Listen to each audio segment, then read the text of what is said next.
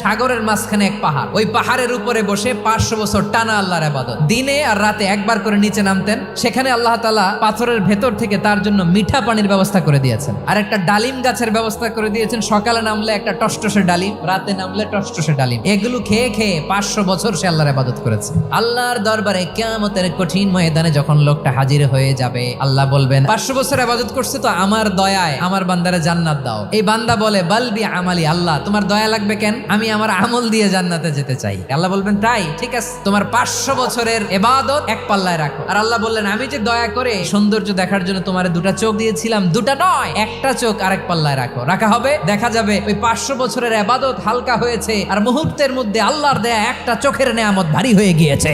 ফলাফল দেখো, হিসাব বলে তুমি এখন জাহান্নামে যাবা, যাও এবার জাহান্নামে যাও। এবার লোকটা কাচুমাচু করে বলে আল্লাহ এবার আমি বুঝতে পেরেছি তোমার দয়া ছাড়া দুনিয়ায় কেউ জান্নাতে যেতে পারবে না।